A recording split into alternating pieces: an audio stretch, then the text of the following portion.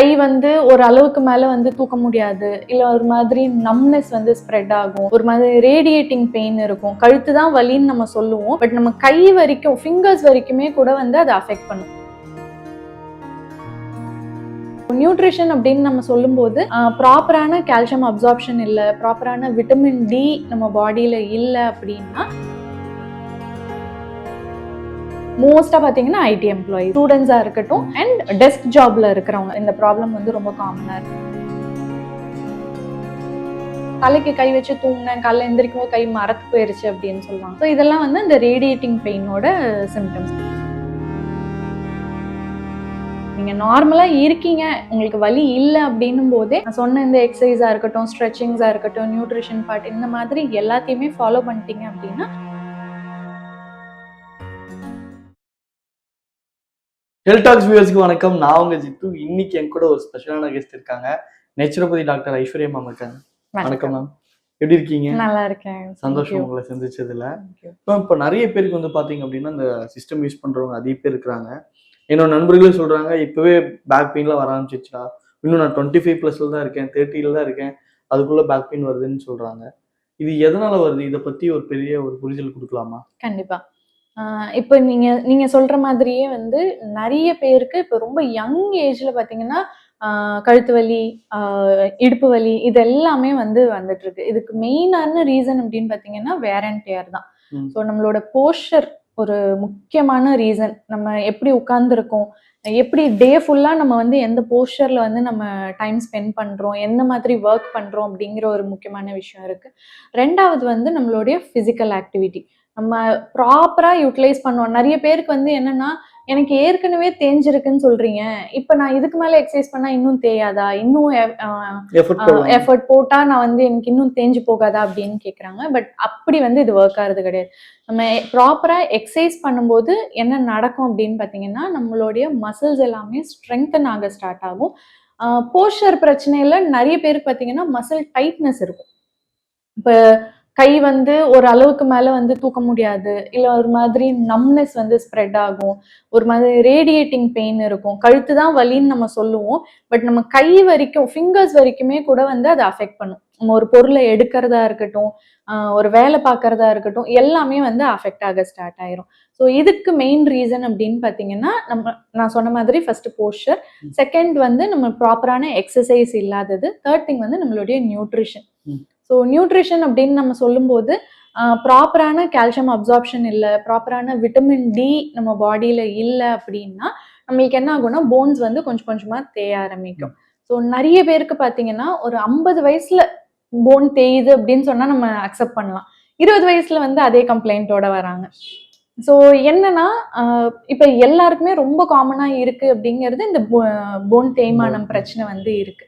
So அது வந்து அவங்களுக்கு வந்து மோஸ்டா பாத்தீங்கன்னா ஐடி எம்ப்ளாயிஸ், ஸ்டூடெண்ட்ஸா இருக்கட்டும் அண்ட் டெஸ்க் ஜாப்ல இருக்கிறவங்க, ஐடின்னு கூட சொல்ல வேணாம், டெஸ்க் ஜாப்ல இருக்கிறவங்களுக்கு இந்த ப்ராப்ளம் வந்து ரொம்ப காமனா இருக்கு.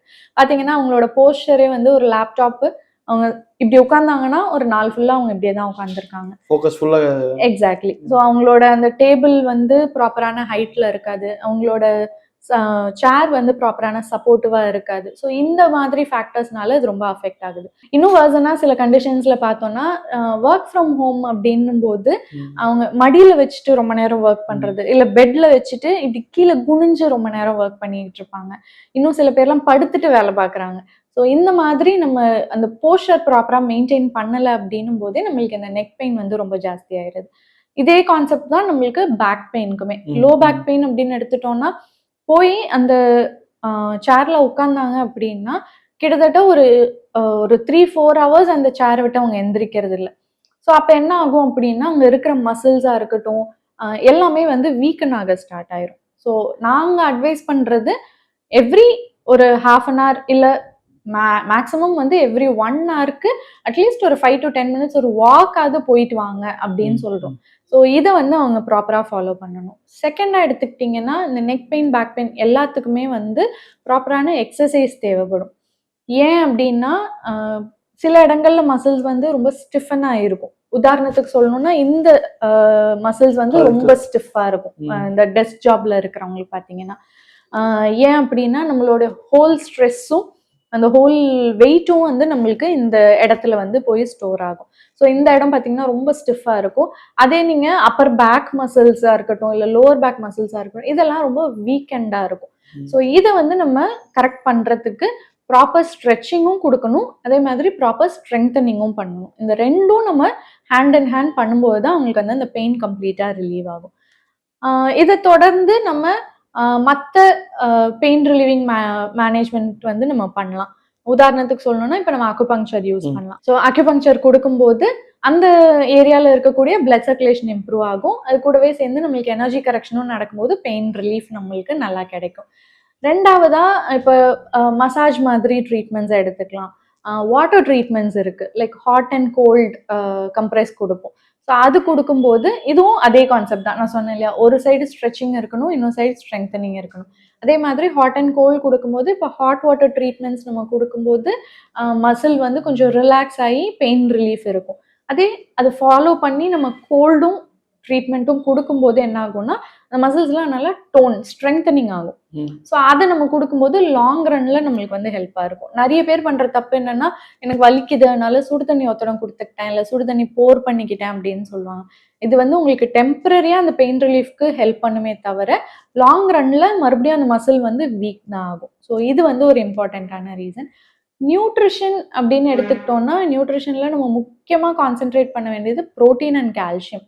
இது ரெண்டுமே நம்மளுக்கு ரொம்ப இம்பார்ட்டன்ட்டு. போன் ஸ்ட்ரென்த் மெயின்டைன் பண்ணுறதுக்கு கால்சியம் சப்ளிமெண்ட்ஸ், யாருக்கு அப்சார்ப்ஷன் கம்மியாக இருக்குது இல்லை ரொம்ப லோ லெவல்ஸில் இருக்குது அப்படின்னா நம்ம வந்து சப்ளிமெண்ட்ஸ் போகலாம். இல்லைன்னா நம்ம ஃபுட்டுலேயே நம்ம வந்து மேனேஜ் பண்ணிக்கலாம். நான் அதை பற்றி தான் கேட்கணும். என்ன உணவு முறைகள்ன்ற போது எது சேர்த்துக்கணும், எது தவிர்த்துக்கணும்? ஸோ கால்சியம் அப்படின்னு எடுத்துக்கிட்டோம்னா நம்ம வந்து நம்மளுடைய பாரம்பரியம் ராகி, கம்பு இதெல்லாம் நம்ம வந்து எடுத்துக்கலாம். ஸோ இதெல்லாம் நம்ம பீரியாடிக்கலாக, அதாவது டெய்லி அதை எடுக்கணும்னு அவசியம் கிடையாது. அட்லீஸ்ட் ஒரு வாரத்தில் ஒரு 3 நாள் நம்ம அதை எடுத்துக்கலாம். அதே மாதிரி கீரைகளில் வந்து முடக்கத்தான் கீரை எடுத்துக்கலாம், அரைக்கீரை எடுத்துக்கலாம். அதே மாதிரி பெரண்டை, இது பெரண்டை வந்து it is very much helpful for bone ஸ்ட்ரென்த்துக்கு வந்து ரொம்பவே ஹெல்ப் பண்ணும். பெரண்டையை வந்து துவையலாக எடுக்கலாம், சூப்பாக எடுக்கலாம், பொடி பண்ணி வச்சுட்டு டெய்லியுமே வந்து கொஞ்சம் எடுத்துகிட்டு வரலாம். இந்த மாதிரி டிஃப்ரெண்ட் வேஸில் வந்து நம்ம பெரண்டை வந்து எடுத்துகிட்டு வந்துட்டு இருக்கலாம். ஸோ அதே மாதிரி ஃபுட்டில் வேறு என்னெல்லாம் எடுக்கலாம் அப்படின்னு பார்த்தீங்கன்னா, முருங்கைக்கீரை, கருவேப்பிலை இந்த இலை வகைகளையும் நம்ம வந்து ரெகுலராக நம்ம ஃபுட்டில் வந்து எடுத்துகிட்டு வரலாம். மெஜாரிட்டி நான் சொல்கிறது என்னென்னா, எப்போ உங்களுக்கு டைம் கிடைக்குதோ இதெல்லாம் வந்து ஒரு பொடி மாதிரி, எப்படி நம்ம இட்லி பொடியை அரைச்சி வைக்கிறோமோ, பருப்பு பொடியை அரைச்சி வைக்கிறோமோ, அந்த மாதிரி இதெல்லாம் பொடியாக அரைச்சி வச்சுக்கிட்டோம் அப்படின்னா அதுலேருந்து கொஞ்சம் கொஞ்சம் எடுத்து, இப்போ இன்னைக்கு வந்து நான் கருவேப்பிலை பொடி சாப்பிட்றேன் அப்படின்னு சொல்லி கொஞ்சம் சாப்பாட்டில் போட்டு மிக்ஸ் பண்ணி சாப்பிட்டுக்கலாம். நாளைக்கு முருங்கைக்கீரை பொடி, இன்னொரு நாள் பெரண்டை பொடி, அந்த மாதிரி பண்ணி நம்ம சாப்பிட்டோம் அப்படின்னா நம்மளுக்கு அந்த ஒரு சைக்கிள் வந்து மெயின்டைன் ஆகும். இல்லைன்னா என்னைக்காவது ஒரு நாள் நம்ம அதை பண்ணுற மாதிரி ஒரு ஃபீல் வந்துடும். இது நம்ம ரெகுலராக பண்ணலாம். முருங்கைக்காய் கூட நம்மளுக்கு வந்து கால்சியம்க்கு ரொம்பவே ஹெல்ப் பண்ணும். ஸோ இதையும் நம்ம வந்து ரெகுலராக டயட்டில் இன்க்ளூட் பண்ணிக்கலாம். இதை எடுக்கும்போது முக்கியமாக ஒரு விஷயம், டெய்லி அட்லீஸ்ட் ஒரு 15-20 மினிட்ஸ் ஆகுது மார்னிங்கில் வந்து சன்லைட் எக்ஸ்போஷர் ரொம்பவே இம்பார்ட்டன்ட். நம்ம யாருமே வந்து ஒரு ஏசி ரூமை விட்டு வெளில போகிறதே இன்னைக்கு ரொம்ப, ஆமாம், ஸோ வெளில போகிறதே கிடையாது. ஸோ அப்படியே போனாலும் எங்கே வண்டியில் போயிட்டு வந்துடுறோம். ஸோ அந்த எக்ஸ்போஷர் வந்து கண்டிப்பாக பத்தாது. ஸோ முக்கியமாக மினிமல் க்ளோதிங்கில் சூரியனை பார்த்து ஒரு 15-20 மினிட்ஸ் ஆகுது நம்ம உட்காரணும். முடிஞ்ச வரைக்கும் சில பேருக்கு நான் சொல்கிறது வந்து எண்ணெய் அப்ளை பண்ணிவிட்டு, நல்லெண்ணெயோ தேங்காய் எண்ணெயோ அப்ளை பண்ணிவிட்டு நீங்கள் இன்னும் வெயிலில் உட்காந்திங்கன்னா அது இன்னும் பெனிஃபிஷியலாக இருக்கும். ஸோ இது வந்து நம்ம ரெகுலராக பண்ண வேண்டிய விஷயம். அதுக்கப்புறம் ப்ரோட்டீன்ஸ் அப்படின்னு எடுத்துக்கிட்டோன்னா, இன்னைக்கு எல்லா இடங்கள்லையுமே பார்த்தீங்கன்னா ப்ரோட்டீன் சாப்பிட்டீங்களா, ப்ரோட்டீன் இருக்கு அவங்க டயட்ல அப்படின்ற மாதிரி வந்துருச்சு. எக்ஸாக்ட்லி. ஸோ நிறைய ப்ரோட்டீன் வந்து அதை பற்றின அவேர்னஸ் கிரியேட் ஆகிட்டு இருக்கு. பட் ப்ராப்பராக உங்கள் பாடிக்கு எவ்வளோ தேவையோ, இப்போ வந்து 1 gram per kg body weight சொல்லிட்டு இருக்காங்க. ப்ராபப்ளி அரௌண்ட் ஒரு 0.6லேருந்து 0.8 கிராம்ஸ் நம்ம எடுத்துக்கிட்டோம்னா it is more then sufficient.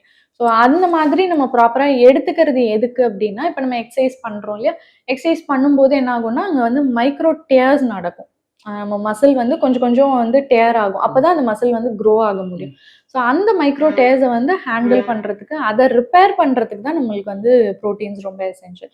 So proteins ப்ராப்பரான நம்ம அளவில் எடுக்கும்போது என்ன ஆகும்னா மசில் வந்து அந்த ஸ்டெபிலிட்டி பேலன்ஸ் ஆகும். அதுக்கப்புறம் நம்ம வந்து அந்த ஸ்ட்ரென்த் வந்துருச்சு அப்படின்னாலே நம்மளுக்கு பெயின் வந்து அவ்வளோ சீக்கிரத்தில் வராது. ஸோ முடிஞ்ச அளவுக்கு வண்டி ஓட்டும் போதும் ப்ராப்பரான போஸ்டர்ல உட்காந்து நம்ம ஓட்டுறது ரொம்பவே எசென்ஷியல். அதுக்கேத்த மாதிரி ஒரு வண்டியை செலக்ட் பண்றது ரொம்பவே எசென்ஷியல். அப்படி படுத்துட்டு எக்ஸாக்ட்லி. ஸோ அப்படி பண்ணும்போது என்ன ஆகுன்னா, அந்த போஸ்டர் ரொம்ப நேரம் மெயின்டைன் ஆகும்போது நம்மளுக்கு வந்து டிஸ்க் பல்ஜ், டிஸ்க் ப்ரொலாப்ஸ்லாம் ஆகிறதுக்கான சான்சஸ் இருக்கு. ஸோ அந்த மாதிரி இல்லாம ப்ராப்பரா ஸ்ட்ரெயிட்டா உட்காந்து நம்ம வந்து வண்டி ஓட்டணும். லாங் டிஸ்டன்ஸ் வண்டி ஓட்டுறது வந்து நம்ம தவிர்த்துக்கிறது நல்லது.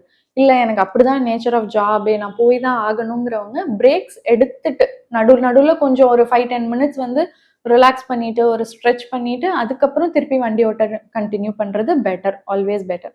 ஸோ அதே மாதிரி ஒர்க் பண்றவங்களும், டெஸ்க் ஜாப்ல இருக்கிறவங்களும் எவ்ரி 1/2 அன் ஹவர் இல்லன்னா 1 ஹவருக்கு ஒன்ஸ் எந்திரிச்சு ஒரு ஒரு வாக் மாதிரி போயிட்டு வர்றது. இல்ல உட்கார்ந்த இடத்துலயே நம்ம வந்து நெக் ஸ்ட்ரெச்சிங்ஸ்லாம் நம்ம பண்ணலாம். பேக் ஸ்ட்ரெச்சிங்ஸ் நம்ம பண்ணலாம். ஸோ இதெல்லாம் நம்ம ரெகுலரா பண்ணிட்டு வந்துட்டு இருந்தோம்னா, ரொம்ப நாளைக்கு இந்த பிரச்சனை வராம நம்மளால போஸ்ட்போன் பண்ண முடியும். ஸோ ரொம்ப சின்ன வயசுல வந்து எலும்பு தேஞ்சிருச்சு, டிஸ்க் பல்ஜ் ஆயிருச்சு, டிஸ்க் ப்ரொலாப்ஸ் ஆயிருச்சுன்னு நெறைய பேர் வரும்போது, இது முன்னாடியே அவங்களுக்கு தெரிஞ்சிருந்தா மேபி இத அவாய்ட் பண்ணியிருக்கலாமே அப்படிங்கிற ஒரு விஷயம் வந்து என்னைக்குமே இருக்கும். Okay ma'am. இப்போ நீங்க என்ன தவிர்க்கணும், என்ன எடுத்துக்கணும்னு சொல்லிட்டீங்க. இப்போ பெயின்ல பாத்தீங்கன்னா, அவங்க எந்த ஸ்டேஜ்ல இருக்காங்கன்றது அவங்களுக்கு தெரியாது. அத கேட்டகரைஸ் பண்ண முடியுமா? ஓகே. ஸோ சிம்பிளா வந்து உங்களுக்கு புரியிற மாதிரி நம்ம கேட்டகரைஸ் பண்ணணும் அப்படின்னா, ஆ என்னைக்காவது வலி வரும். ஓகேங்களா? நம்ம வந்து ஸ்ட்ரெயின் பண்ணோம். இல்ல இன்னைக்கு வந்து நான் ரொம்ப நேரம் வந்து சிஸ்டம் பார்க்குற மாதிரி ஆயிருச்சு. இல்ல ரொம்ப ஸ்ட்ரெயின் பண்ற மாரி ஆயிருச்சு. அதனால எனக்கு வலிச்சுச்சு அப்படின்னா, இட் இஸ் பெர்ஃபெக்ட்லி நார்மல். அது வந்து எல்லாருக்குமே அது இருக்க தான் செய்யும். பட் எனக்கு வந்து வாரத்துல 2 நாள் வந்து எனக்கு அந்த வலி இருக்கு. எனக்கு வந்து அந்த வலி ட்ரிகர் ஆகுது அப்படின்னும்போது, it is better you get checked up. நம்ம வந்து அத ப்ராப்பரா அனலைஸ் பண்ணிட்டு, அந்த ஸ்டேஜ்லயே நம்ம எக்சர்சைஸ் பண்ண ஸ்டார்ட் பண்ணிட்டோம், நியூட்ரிஷன கரெக்ட் பண்ணிட்டோம் அப்படின்னா, நம்மளுக்கு வந்து ப்ராப்ளம் கிடையாது. இப்ப நெறைய பேர் பார்த்தீங்கன்னா, டிஸ்க் பல்ஜ் ஆன ஸ்டேஜ்ல தான் வந்து தே ஆர் பிகமிங் அவேர். ஏன்னா, அந்த பெயின் வந்து கொஞ்சம் ஃப்ரீக்வென்ட்டா இருக்கும். என்ன சொல்றது? ஒரு நாள் விட்டு ஒரு நாள் பெயின் இருக்கிறதுக்கு வாய்ப்பு இருக்கு. இல்லன்னா சில பேர் பார்த்தீங்கன்னா, அ நான் இத தான் எடுக்க போனேன், அப்ப வந்து புடிச்சுக்கிச்சு அப்படின்னு சொல்லுவாங்க. இல்ல தும்முனேன், அ அந்த சமயத்துல வந்து புடிச்சுக்கிச்சு, எனக்கு அதுக்கப்புறத்துலேருந்தே ரொம்ப வலியா இருக்கு அப்படின்னு சொல்லுவாங்க. ஸோ இதெல்லாம் வந்து டிஸ்க் பல்ஜ் இருக்கிறதுக்கான அறிகுறிகள். அந்த ஸ்டேஜ்லயாவது நம்ம ப்ராப்பரா பண்ணிட்டோம் அப்படின்னா, ஃபர்தர் பெயின் வர்றத வந்து நம்ம ஸ்டாப் பண்ண முடியும்.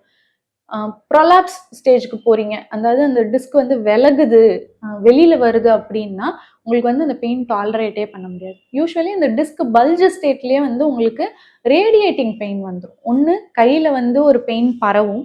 ஒரு மாரி கொடைச்சல் குடுக்குற வலி வந்து இருக்கும். கையெல்லாம் வந்து அப்பப்போ இழுக்கிற மாதிரி இருக்கும். அ எரியிற மாதிரி இருக்கும் சில பேருக்கு. சில பேருக்கு மரத்து போகும். தலைக்கு கை வச்சு தூங்குனேன், காலைல எந்திரிக்கும்போது கை மரத்து போயிருச்சு அப்படின்னு சொல்லுவாங்க. ஸோ இதெல்லாம் வந்து அந்த ரேடியேட்டிங் பெயினோட சிம்ப்டம்ஸ். அதே மாரி இடுப்புல இருந்தும் நம்மளுக்கு வந்து காலுக்கு வந்து வலிகள் பரவும். ஒரு பொசிஷன்ல இருக்கும்போது திடீர்னு அப்படியே ஷூட்டிங் பெயின்னு சொல்லுவோம். விட்டு விட்டு ஒரு இழுக்கிற மாதிரி ஒரு பெயின் இருக்கும். இந்த மாதிரி பெயின்ஸ் உங்களுக்கு இருக்கு அப்படின்னாலே, நீங்க வந்து இத ஒரு கன்சர்னா எடுத்துட்டு அத சரி பண்றது பெட்டர். ப்ரொலாப்ஸ் ஸ்டேஜ்க்கு போயிருச்சு அப்படின்னா, உங்களுக்கு வந்து பிரேக்ஸ் இல்லாம பெயின் இருக்கும். கன்டினியூஸா வலி இருந்துட்டே இருக்கும். ஸோ அந்த ஸ்டேஜ்ல வந்து நம்ம அந்த வலிய ட்ரீட் பண்றது கொஞ்சம் டைமும் எடுக்கும். அந்த பெயின் கம்ப்ளீட்டா போறதும் வந்து கஷ்டம். ஏன்னா, அந்த டிஸ்க் விலகுனத நம்ம எதுவும் பண்ண முடியாது. ஸோ அந்த ஸ்டேஜ்ல தான் வந்து உங்களுக்கு சர்ஜரிஸ் அட்வைஸ் பண்றது, அந்த மாதிரி வந்து காம்ப்ளிகேட்டடா போறதுக்கான சான்சஸ் இருக்கு. ஸோ அந்த ஸ்டேஜ் வரைக்கும் போகாம, நீங்க நார்மலா இருக்கீங்க, உங்களுக்கு வலி இல்ல அப்படின்னும் போதே, நான் சொன்ன இந்த எக்ஸர்சைஸா இருக்கட்டும், ஸ்ட்ரெச்சிங்ஸா இருக்கட்டும், நியூட்ரிஷன் பார்ட் இந்த மாதிரி எல்லாத்தையுமே ஃபாலோ பண்ணிட்டீங்க அப்படின்னா, ஃபர்தரா பெயின் எதுவும் வராம வந்து நம்ம பிரிவென்ட் பண்ணிக்கலாம். கண்டிப்பா மேம். தெளிவான விளக்கம் குடுத்ததுக்கு மிக்க நன்றி. நன்றி.